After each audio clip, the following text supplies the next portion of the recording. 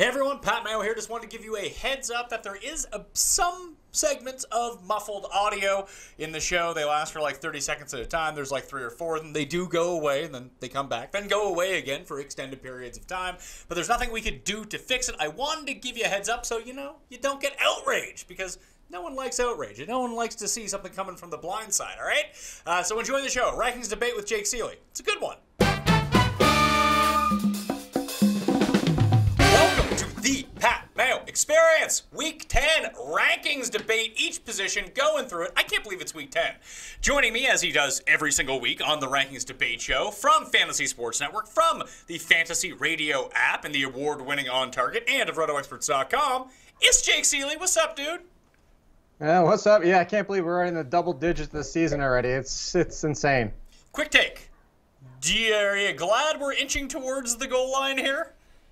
You know what? I thought about that the other day. I'm glad workload-wise, just because I'll be able to breathe come January, but at the same time, it's still that bittersweet disappointment. Football's about to be over. I was already starting to think about what I'm going to talk about on the radio once football's over. Oh, you got baseball. I mean, I think that's the only reason that baseball exists, to provide fantasy content from January to March. Nah, see, you can't do it in January, and February is still too early. I mean, we could talk NCAA tournament a little bit, but not until March. But if you start talking about it in February, you end up talking about the same daggone players for the entire month for 2 straight days or 2 straight months. Now, I don't want to take away from my own market share here, but getting into golf might be where you need to go. I thought about that. I started fiddling around a little bit last year, fiddling around and phrasing, yeah. Fiddling around with the golfers? Yeah, I'm fiddling around with some of those golfers in my bowls, yeah. All right, let's get into the rankings. You only have so much time here. Running backs, 1 to 10. Let's go Le'Veon Bell. He's back. He's number 1.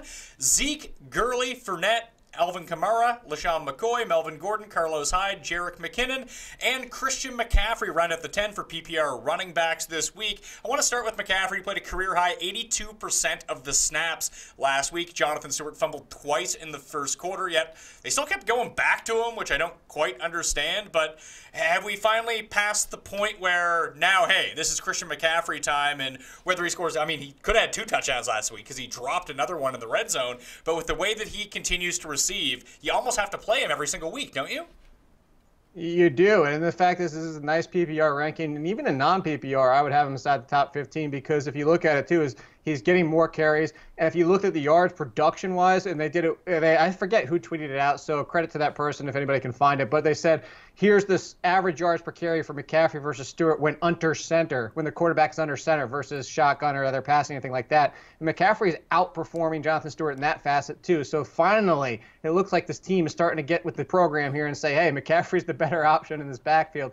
Let's start to use him some more. Yes, they still insist on going back to Jonathan Stewart at times, but I think the page has finally turned where now he's must start every single week, even in non-PPR.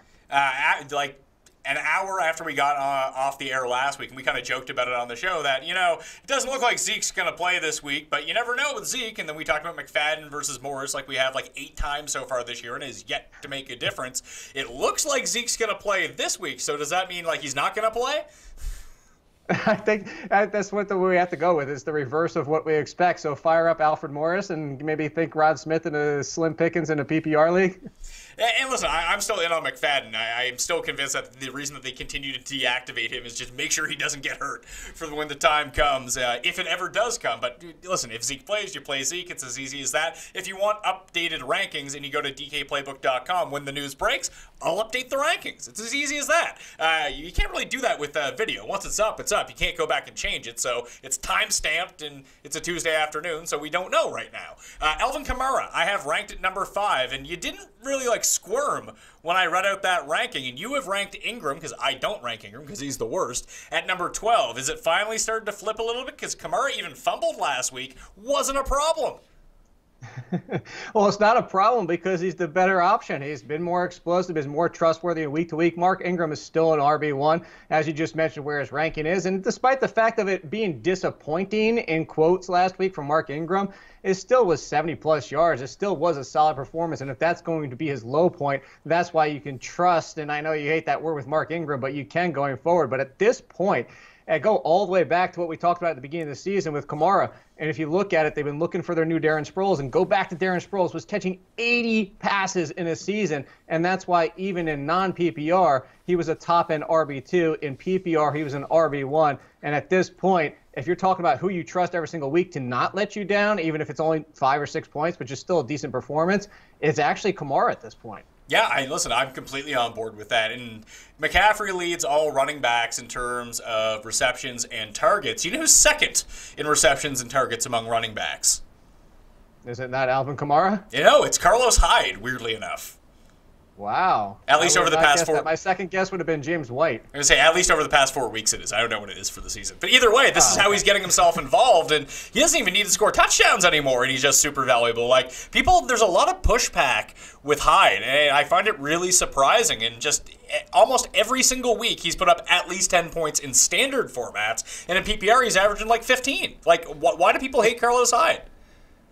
I think it's just been burned so many times in the past. 9 injuries in 3 years before this year. It's understandable why you would be frustrated with Hyde.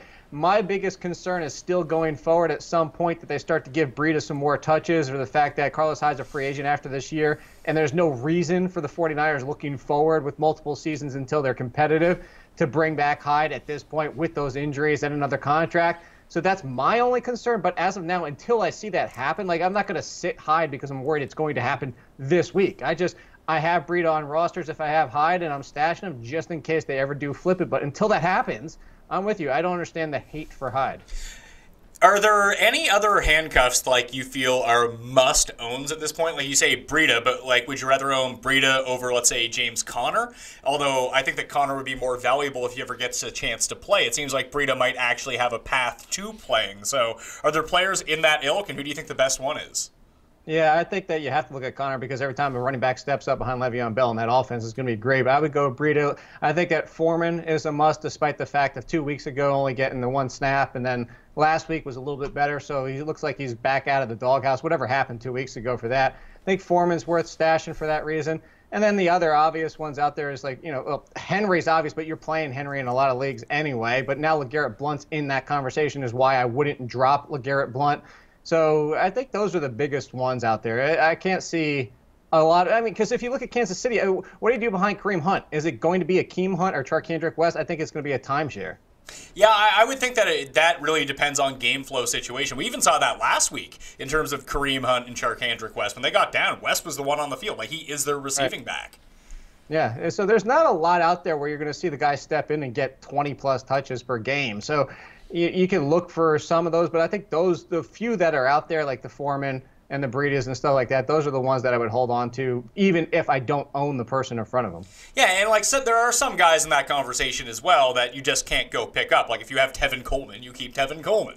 Right. Yes, he would be kind of like the top handcuff, but you can't pick him up and stash him away on your bench. He's owned by someone. Same as Derrick Henry when it comes to that situation. What about Malcolm Brown?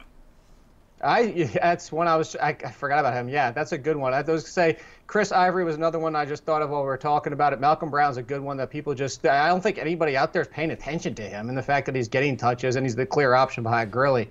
And then, of course, the one other that I just thought of, too, is Austin Eckler. With the Melvin Gordon dealing with a toe issue, we know what toes can do to all types of players, especially running backs. All right, let's get to the 11 to 20 rankings. Jordan Howard comes in at number 11. He's followed by Mark Ingram, which is your ranking. Then Devonta Freeman, Lamar Miller, Matt Forte at 15. Matt Forte would not have expected that coming into the season. Chris Thompson, Joe Mixon, Damian Williams, C.J. Anderson, and Doug Martin. Do you have a lean between Drake and Williams? Because I still think that even though Drake played more snaps, and we did see him towards the end of the game, I think that Williams is a superior pass blocker. And when you're dealing with that offensive line and Jay Cutler, that Williams will work his way onto the field and probably pick up 4, 5, 6 catches every single game.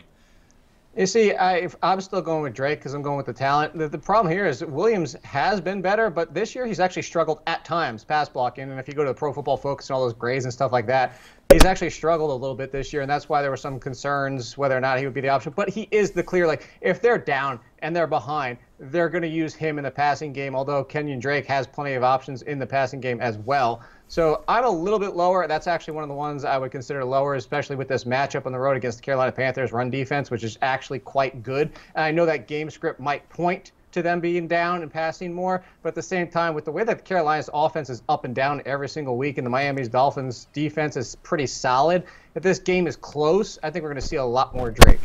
For reference, I have Drake at number 28, and I think, would you just swap those guys if it was you? If it was my rankings, I would. Those are the so it was actually Damian Williams and then C.J. Anderson right behind him would both be further down. Why would you put C.J. Anderson down so much more? Like, this is a pretty decent matchup against the Patriots. We've seen the Broncos have success against the Patriots by just running the ball a whole bunch. And last week, I mean, they got down by a whole bunch. C.J. Anderson got banged up early. There was no real reason to put him back in the game. And yeah, Booker has looked good, but like I think they just go back to C.J. Anderson here. Well, so this is again going down the game script path here. So two reasons. One, as you mentioned, is C.J. Anderson banged up. Like, where have we heard that before? I don't know, every single year, about every other week. So that's one. And then two, if they are down and they are passing, similar to last week, Devontae Booker is their pass-catching option. Jamal Charles has been sprinkled in. Booker's actually been their pass-catching. And if you look at the Patriots, the second most average receiving yards to running backs per game in the league. They're top three against, as you mentioned, they're a great matchup for running backs, but it's specifically, especially pass-catching running backs. And that makes sense because what do the Patriots do is they score a lot and force you to start passing the ball. So that's why, personally, I would have C.J. Anderson lower. I think it's going to be another tougher week for him, and he could get written out of the game script pretty soon in that game. All right, so would you go C.J. Anderson or Doug Martin?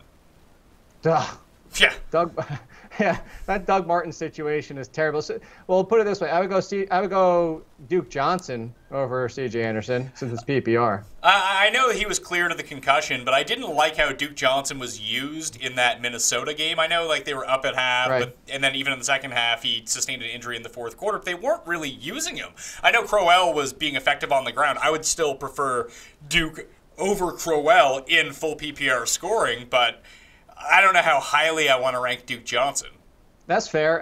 We'll put it this way: it's just the Drake jump in general. I don't even move Damian Williams down that far. Like, to me personally, if I'm just looking at your rankings, I would put Drake, James White, Damian Williams, C.J. Anderson. Like, I wouldn't even move. I would just be more of moving Drake and White up.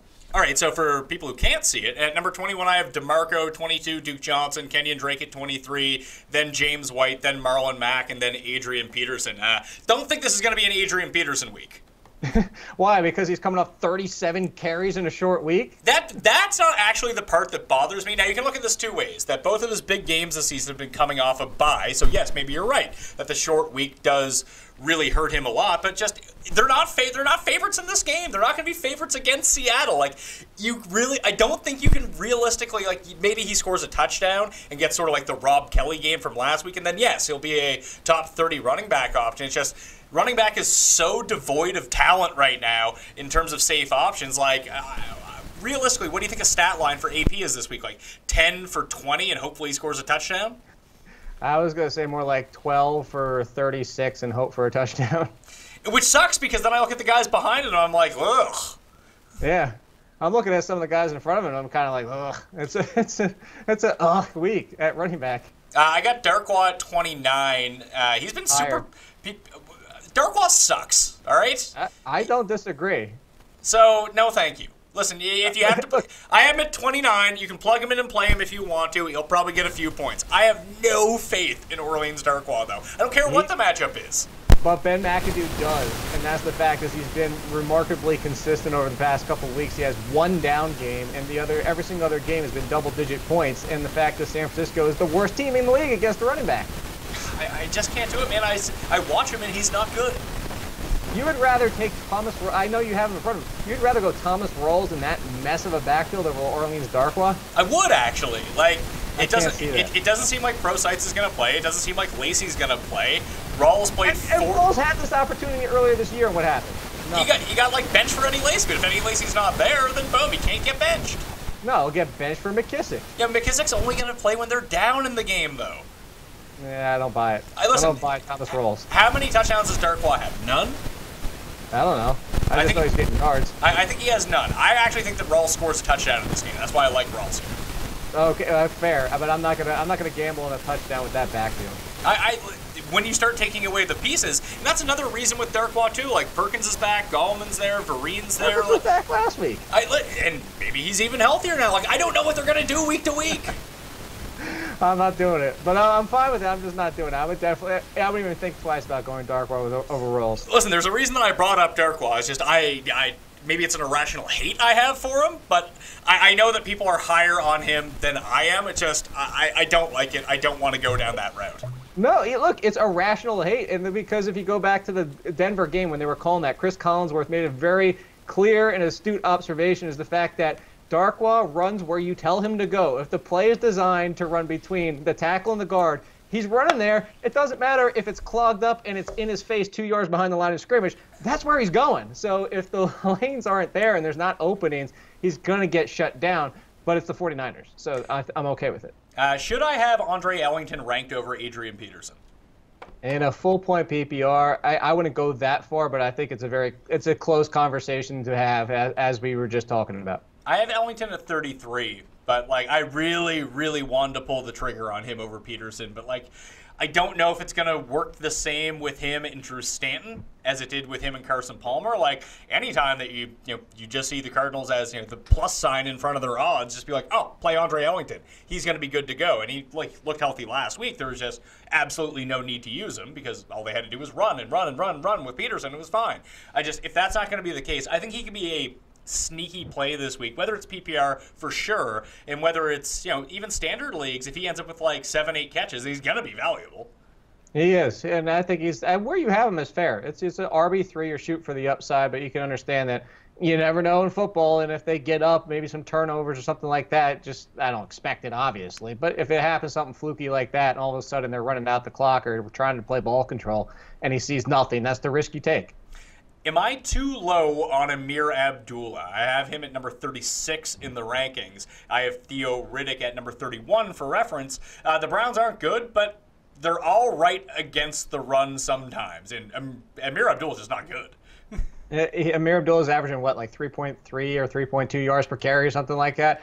Amir Abdullah, though, look, he's not that good so far this year. He's definitely disappointing from what we expect. All we wanted was Abdullah to be healthy. And then he's been healthy, but he hasn't been as good. But the fact is with this offense, he's still getting the yards. And then he finally got the red zone touches on Monday night. So if he's getting those and that opportunity, it's the volume and opportunity where, I would play him in front of Marlon Mack instead of trying to play Marlon Mack with Frank Gore still getting as many touches as they want to give him. Yeah, I think that actually kind of shifted a bit last week, only because Indianapolis was surprise winning that game. And I think when they fall behind against Pittsburgh, we're going to see more Marlon Mack, and I've factored that into the rankings. And that's fair, but at the same time, they still keep going back to Frank Gore, so they would have to be down a lot. Listen, I think it's almost like the anti-Orleans Darkwa syndrome, that when I watch Marlon Mack, he looks really good, and that when I watch Darkwa, he doesn't look super good. That I think even if it's limited opportunities, I think that Mack is just a better play, and he's a better player. And I think even if he gets 70% of the touches that Frank Gore gets, I still think he scores more fantasy points with them.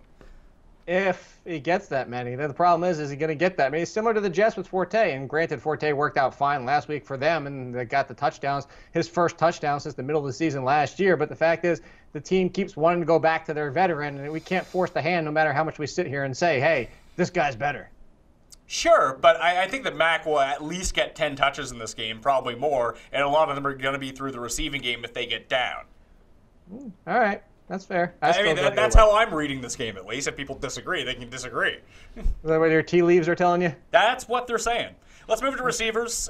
We got some banged up. We got some interesting situations brewing right now. I have, let's see, who do I have out of the rankings? I have Golladay, Tyler Boyd, Marcus Wheaton out of the rankings. Trent Taylor and Corey Coleman also officially out for the week. I have Jamison Crowder, Stefan Diggs, Des Bryant, and Terrence Williams all in the rankings, along with Chris Hogan, who did not practice on Tuesday, but it's Tuesday, and it's the Patriots, so we're going to have to learn about this later in the week. If he doesn't practice Friday, then we got some problems. Let's talk about Chris Hogan for a second, because I have him ranked at number 24, because he's probably not going to be 100%. It's against Denver. If he doesn't play, who do you think stands to benefit the most on the Patriots? Because I actually think it's Rex Burkhead. I think that makes sense. I think a lot of people are going to jump on Philip Dorsett for the flyer, but at the same time, I'm not going that far. I think if Rex Burkhead getting more touches makes sense. I think also a few more checkdowns to Danny Amendola, who's been consistently decent when he's been healthy. The problem is whether or not he's been healthy, but he's healthy right now, and Chris Hogan might not be, and I know they play completely different roles in the offense, but Amendola to be more of that safety valve and just going over the middle of the field. And then, like you said, I think it's going to be that. I think, to your point, I would say Burkhead up, Amendola up, Dorsett a little bit, but not to the degree that people are going to want or expect. Mike Evans is suspended for this week against the Jets. It was a pretty decent matchup. Ryan Fitzpatrick is starting for the Buccaneers right now. Where would you have the Tampa Bay passing options? Because I have Adam Humphries at number 33 in a full-point PPR, and I actually have Deshaun Jackson at 43. I think Fitzpatrick's inability to throw the deep ball, although Deshaun Jackson isn't running a super deep routes all the time, but that's where his upside comes in. If he doesn't connect on one of those, like, he doesn't have a ton of upside. So I can see like a 6 for 66 game from Adam Humphries, and this week it's not that bad. No, I can see it as well. I would have Deshaun Jackson a little bit higher because I still think if you look at the Jets secondary, it's acceptable. It's actually better than people think, but it's still not that good. And I know that he struggles with that, but he can get one chuck down at least 30 yards, and then Deshaun Jackson can do a lot by himself. So I would have Deshaun Jackson a little bit higher, but I do think that Adam Humphries is going to be a very intriguing play. And I would say in deep leagues, don't forget about Chris Godwin, who is definitely more talented than both of them. He's just obviously a rookie that's behind everybody.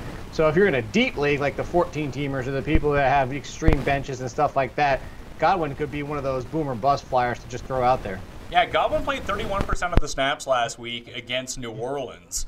And listen, if Evans isn't going to be out there, he's probably going to be on the field like 60 to 80% of the time. That could be worth. I think that's more of like a DraftKings play and like a GPP flyer for DraftKings than someone you'd pick up and play unless you were in like an 18-team league or something. No, you're right, 100%. All right, let's go to the top of the rankings. Antonio Brown back, comes in number 1. Julio, listen, he dropped a touchdown. Would have been a massive day. He didn't. He still had a good fantasy day. Don't worry about Julio Jones. AJ Green, do you worry about AJ Green at all? Because I don't. No, I don't either. Although he should have been suspended, but no, I don't worry about it. Should he have been suspended? He was. He got kicked out of the game. I don't care. He deserved more than just a half of a game. He went freaking GSP on the dude, putting him in a chokehold and trying to throw elbows, and then he realized, oh, the dude has a helmet on, so let me just try and choke him out again.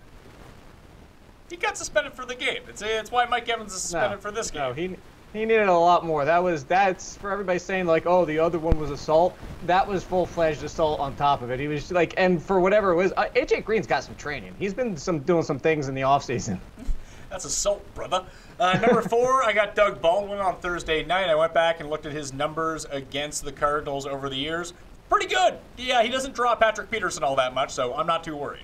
Slot, yep, pretty good. That slot is something to attack against them. All right, now we're getting creepy here. I got Marv Jones at number 5 against the Browns. I would actually have Marvin Jones as a wide receiver 1. Maybe not this high, but I'm not going to argue with you that much for the fact that I have him as a wide receiver 1. For reference, I have Golden Tate at number 10. I think they're both really good options, but Marv's scoring the TDs right now, and he's taking the deep shots downfield. Like, Tate's going to have his base, but has anyone been stopped inside the 5-yard line more than Golden Tate this year? No, and that lost me 3 leagues last night. I was down by 5 to 8 points in 3 different leagues with had Golden Tate going, and all I needed was that one touchdown. I would have won all 3. Instead, I lose all 3. That sucks. But yeah. It's funny. I expected more blowback from Marvin Jones, but we're just both on board. I think people are on board with old Marv now. He's on his run. I mean, it could definitely end at any time as it did last year, but right now, and just look, here's the thing is when you talk about this offense, and part of the appeal that we had, and we're talking about Kenny Golladay and for the overexcitement that the hype bonanza fest that people were having over him was the fact that he was going to be a red zone and big play option down the field. The kid can't get on the field. Marvin Jones is the answer, and it's taken a little time for them to realize it. And now that he has, you go back to even Marvin Jones back with Cincinnati. He was a red zone option there too. And as you mentioned, look at the options. Who's downfield? It's Marvin Jones. So Marv at number 5, DeAndre Hopkins 6, Dez, Michael Thomas, Devin Funches at 9, and then Golden Tate. I think that Funches has one of the more built-in floors of any receiver right now, and I think that he still has touchdown upside to go with everything. And I do like this matchup for Carolina against Miami, so I'm sticking with him as a top 10 option. I think he's very safe. The one guy out of all my top 10, there's some weird names inside the top 10 right now, and even like the Hopkins situation with Savage is kind of, it's still risky, although he had a good game. I'm worried about Michael Thomas, man. Like, he's been good, but he has yet to be great in any game. Yeah, he's been consistently good, and that's it. He's not getting touchdowns. He's not getting a 100-yard game. I'm with you on that. I don't know if it's. I don't think it's him, and I don't think it's Drew Brees to a degree. I think it's a game plan. Yeah, it's the offense. The offense is balanced. The defense is actually keeping them checked in games. And when you don't have to score 40 points and Drew Brees isn't throwing to score 40 points, it hurts the entire offense. It's great for the team. If you look at 6-2 now, after starting 0-2, it's just been a terrific season for them. But it hurts fantasy-wise, unfortunately. Number 11, I have Adam Thielen coming off the bye with Case Keenum still starting at quarterback. Demaryius Thomas, even with Brock, that's the one look that he has. It's Demaryius Thomas, so start Demaryius Thomas. Sterling Shepard, Robbie Anderson, Jarvis Landry, Fitz, Stephen Diggs, Brendan Cooks, Devontae Parker, and Juju Smith-Schuster, although Martavis Bryant is expected to be back, and he's practicing with the first team again. I actually had Smith-Schuster ranked a little bit higher until I heard that news, and I bumped him down. Should I bump him down even more? I'm looking at the options behind him, and I would definitely consider it. Like at this point, with that risk involved and what Robert Woods has been doing, it's not. I'm actually a little bit down on Robert Woods for what the excitement will be. Like I think where you have him is a fair ranking. I think a lot of people are going to say that they want him higher after last week for the first two touchdowns. 25 is fine for Robert Woods. He's not. I know. He's not converting 3rd and 33s every week. No, and how many touchdowns did he have before this week or last week? None. It was just 2 touchdowns. So let's keep that in check. But I would probably, if Chris Hogan's playing, I would go with Hogan, and I would actually slot him between Hogan and Woods if Hogan's playing. So you would move him down to number 24 in the rankings from 20. Yeah. I might even think about Robert Woods, depending on what the practices say about Martavis Bryant. That's something to monitor this week. I have Martavis Bryant number 46 right now. Even if he does get back out with the starters, I know it's a good matchup against Indianapolis, but like he's been god-awful this year. Oh, 100%. And I don't really have an interest in playing Martavis Bryant. It just comes down to the snaps and opportunities for Juju Smith-Schuster if they're going to put Martavis Bryant on the field. Because this is the same thing that we said about Martavis Bryant at the beginning of the season. At best case, any given week, he's the 3rd option on this team behind Brown and Bell in the passing game. So if you're only going to be on the field half the time now talking about Juju Smith-Schuster of what you were last time, it's just going to kill your value because now at best case, you're number 4. Do you worry that I have Robbie Anderson too high? Because this guy just produces every week. No, he's number 13, wide receiver 13 on the year. People are just ignoring the fact 3 straight games with a touchdown. That's why I didn't even say anything. I have no problem with him. I have more problem with DeAndre Hopkins where he's ranked than I do with Robbie Anderson. I just think the volume is just going to be there for him week after week after week, even if it's bad volume. And it's not Osweiler throwing to him like it was last year. So take his last year numbers, prorate them up like 30%, and you have a top 10 guy. He's still going to be the only one they throw to in the red zone. Like we saw last week. Like he got to his numbers. Garbage touchdown. Sure. He's probably going to get another one this week. I don't know. Against the Rams, that defense, the bad matchup defensively, and then bad quarterback. I would not have him inside my top 10. I can't say that for sure. I don't expect my projections to have him inside the top 10. But projections and rankings go 2 different ways. Like, I understand. Will he project out inside the top 10? Maybe not. But if I have DeAndre Hopkins on my team and I'm looking at like, do I play Jarvis Landry or DeAndre Hopkins? I'm playing DeAndre Hopkins. In a PPR, I'm probably going Jarvis Landry. I didn't like what I saw from the Miami offense last week in terms of the receiving game. I feel like there's at least Hopkins still has upside by being good and catching touchdowns. Like Landry doesn't. I understand. Hey, Landry's catching touchdowns this year, and Jay Cutler balled out last week. Well, that's actually a good point because now Jay Cutler had his good game, so he's probably going to go stink it up with 3 interceptions and 120 yards this week. Listen, if I needed a guaranteed 8 points, play Jarvis Landry. If I'm still shooting for the moon here, I'm trying to run the table in hearts. I'm using DeAndre. And that's the thing too. At this range, you're not benching DeAndre Hopkins on any of your teams. Yes, that's why I feel like I need to keep him at 6. It's why Michael Thomas is still 8 in my rankings. And 2 other guys that kind of fall into that same trap for me this week, too, is Adam Thielen and Stephen Diggs. Like, I don't like that matchup, but I can't envision a scenario where I'm like, you know what? I'm going to play Marquise Goodwin over Stephen Diggs. Like, it's never going to happen. I think Marquise Goodwin's a decent flyer this week. C.J. Beathard sucks. He's bad. He's legit bad. Like, I don't know if you can Hold on. What? Hold on.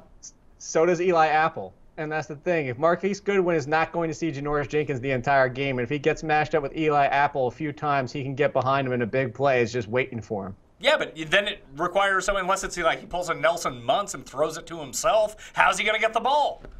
Hey, look, it worked out fine last week. He got his tie for the team targets, or actually second in team targets behind Carlos Hyde. Sure, but what he ended up with in actual production?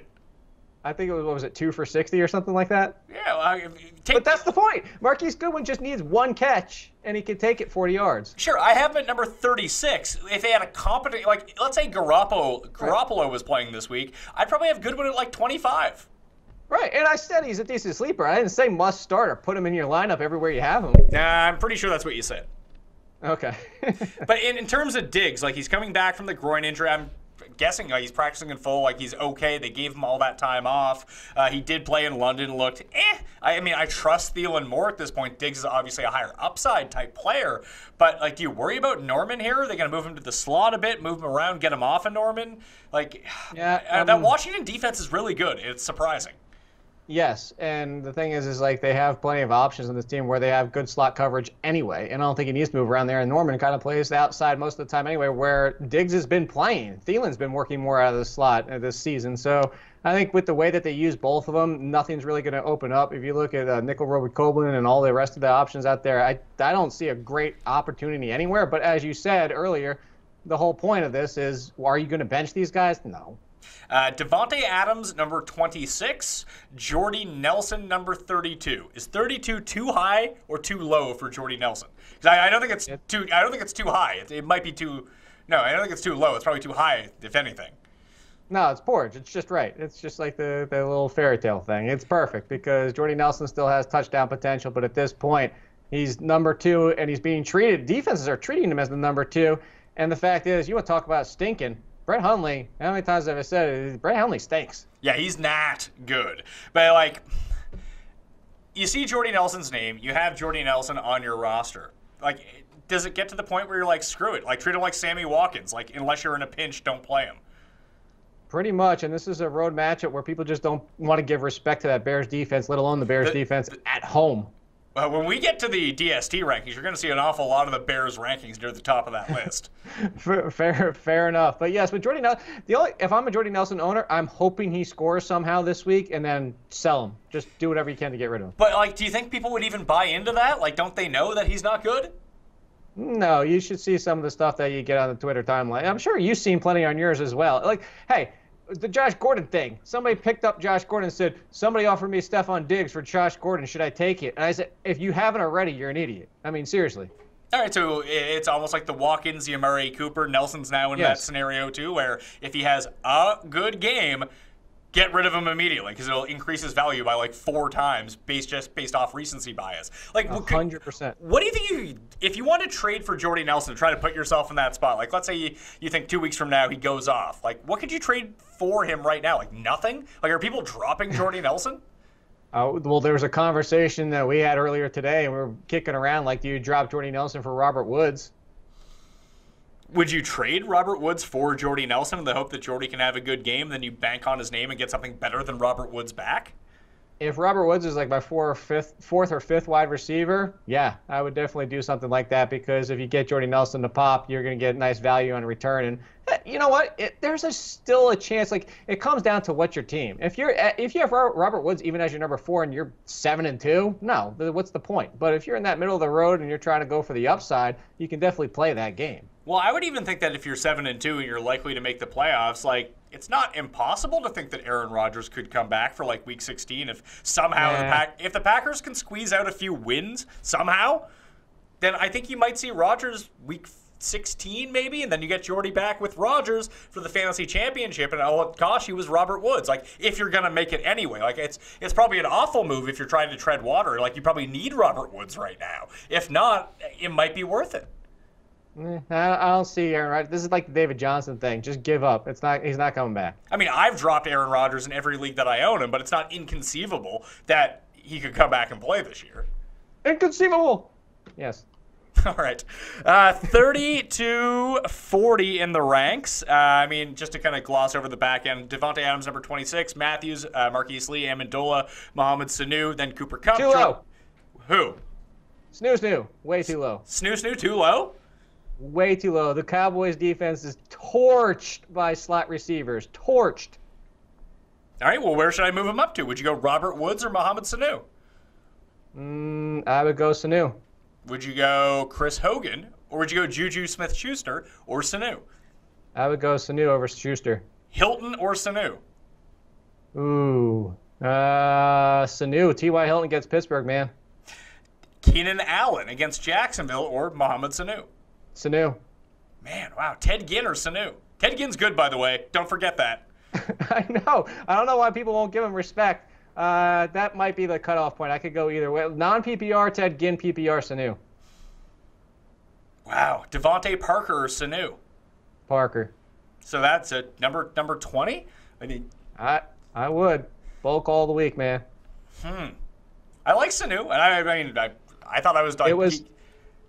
Look at last week, Jamison Crowder's sleeper game that I was talking about. That was the only good game he had. There's just slot receivers the entire year are averaging double-digit points in non-PPR and like 16 or 17 in PPR.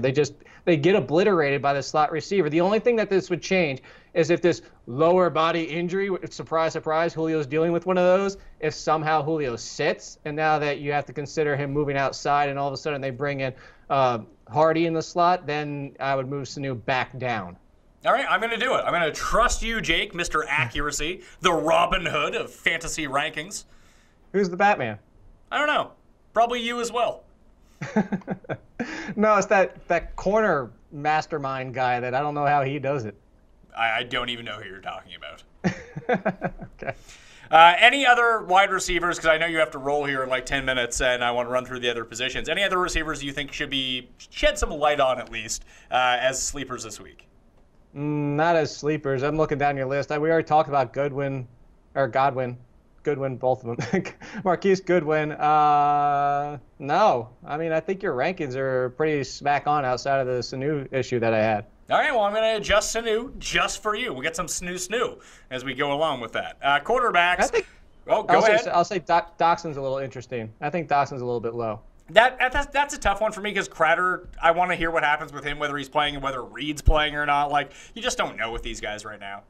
I don't even care if Crowder's playing. My only concern about Doxson is the matchup with Rhodes, but I think that he's intriguing enough that I would consider him even over Crowder. Definitely over Crowder. I would play him over.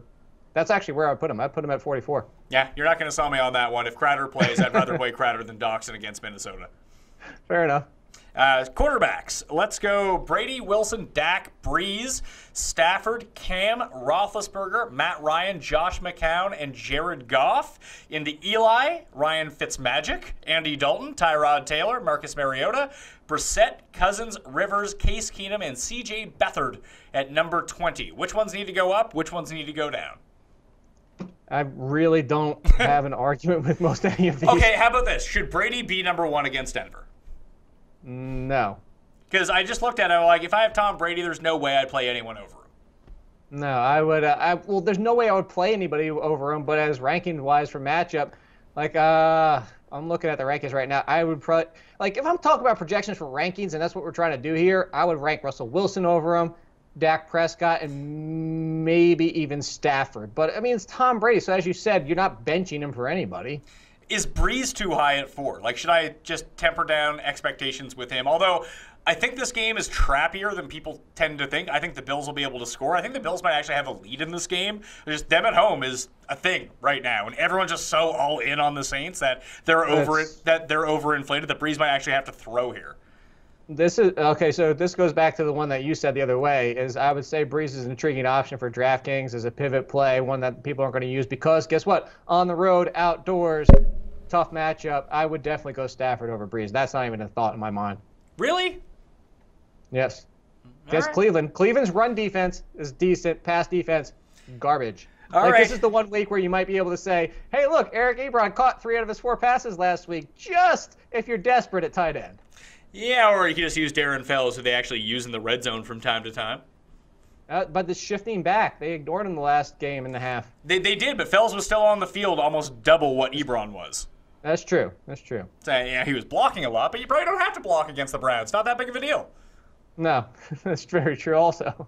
Tight ends rankings for week 10. I got Clay and Martellus Bennett expected to play. I'm not even sure about Bennett. Don't even worry about Bennett. He's garbage. Don't play him. But I have Jordan Reed as doubtful right now. I'll move him into the rankings if he's going to play. Again, DKPlaybook.com to check out the update. No Olsen and no George Kittle this week. They also lost their third string tight end. So Garrett Selleck makes an appearance in the rankings at number 12 against the Giants. I don't love it, but blindly playing tight ends against the Giants is a thing people should be doing. It completely is. Hey, guess what? Tyler Higbee, there's your first career touchdown. Congratulations, and it was very early in the game. Garrett Selleck is definitely a flyer. Like, if I was talking about the Eric Ebron situation, I'd take a flyer on Selleck before I did Ebron.